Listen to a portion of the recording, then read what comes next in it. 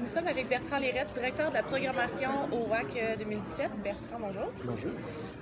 Premièrement, je voudrais savoir, qu'est-ce qui t'a amené, toi, comme directeur de directeur de programmation au WAC? C'est quoi ton parcours?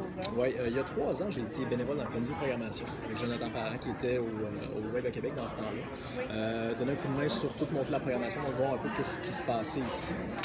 L'année d'après, Jonathan a donné le flambeau à moi. Donc, je me suis ramassé en tant que directeur de la programmation. C'est à ce moment-là que j'ai continué avec l'équipe qu'il y avait déjà en place. Puis cette année, j'ai repris encore le mandat pour faire la programmation. Avec une nouvelle équipe, par contre, on a changé un peu le système de vote au niveau des évaluations de tous les conférenciers et des choses qu'on avait à faire. Donc, c'est un peu mon parcours. Puis, j'étais même là il y a 7 ans quand on a commencé à parler à la brasserie Corrigan, parce qu'on avait une idée de rejouer le milieu de Québec pour rassembler tout le monde. Donc, à ce moment-là, je n'étais pas disponible. Il y a 3 ans, j'ai dit, je vais prendre le temps de le faire. OK. Puis, tu parles justement qu'il y a des choses qui ont été revues cette année. D'ailleurs, on a vu une belle évolution du WAC dans les dernières éditions. Qu'est-ce qui mène finalement cette évolution-là? C'est quoi le grand objectif, la grande vision que vous avez pour le WAC dans les prochaines années? Dans les prochaines années, c'est sûr que moi, quand je suis arrivé ici, je voulais, vu que je naviguais un peu à l'international dans les conférences pour voir un peu d'autres sujets, d'autres conférenciers, je voulais amener ces gens-là à Québec. Parce qu'à Québec, on a des experts dans le milieu.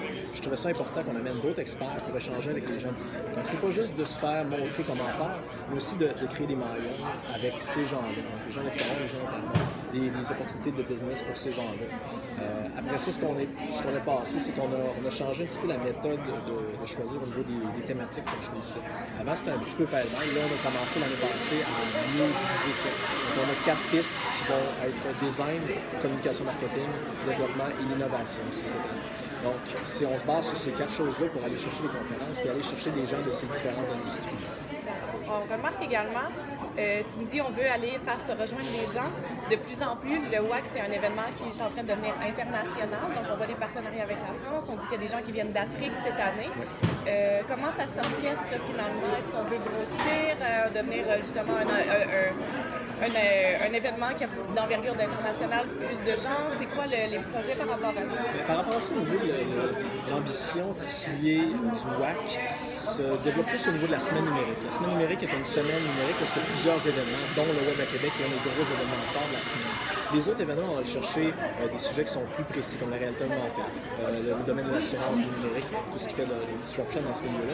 Donc, je pense qu'on va plus prendre l'expansion au niveau des autres événements que le Web à Québec. Parce que pour nous, c'est important de garder notre espèce d'ambiance festive, chaleureuse, intime, puis pas devenir un gros événement où est-ce que tout le monde se promène, personne ne se connaît, c'est dommage. On ne devrait pas perdre ça. C'est ce qui fait que l'année passée, on avait à peu près le même nombre de participants que cette année, puis c'est ça qu'on voulait. On voulait vraiment pas avoir plus de monde. Moi, j'en voulais même moins. Ça n'a pas passé. Mais on s'est ramassé finalement que je pense qu'on s'amuse bien, les gens ont des bons moments. Il y a plusieurs activités entre les conférences pour rencontrer les gens, discuter, échanger, faire du réseautage. Donc, c'est ça le Web à Québec. D'accord. Puis, est-ce que tu as des aspirations à ce moment-ci pour l'année prochaine? Pour toi, ça serait quoi la prochaine étape à accomplir pour le Web? Bien, ce que j'ai été content d'accomplir cette année, c'est d'avoir des gens qui viennent international, mais dans les pistes de 45 minutes. Donc, c'est pas des gens qui sont des keynotes, parce que le problème qu'on a avec le Web à Québec, c'est d'essayer de trouver des gens qui font des keynotes qui sont assez générales pour aller rejoindre toutes les thématiques. Donc, ce qu'on va aller chercher, c'est des gens qui sont des gens comme, mettons, Gogan Krishna, qui est de chez Google, qui est assez précis dans son sujet. Donc, on ramène dans une piste de design où est-ce que les gens vont pouvoir aller poser des questions plus précises. Donc, en allant chercher les experts dans chaque piste, comme ça, on s'assure d'avoir un calibre international assez grand. Puis, on garde nos keynotes quand même, si on a l'envergure internationale aussi chaque année. D'accord. Je te remercie. Puis, est-ce qu'on se retrouve l'année prochaine pour la prochaine édition? Très certainement. Très certainement. Merci beaucoup. Merci.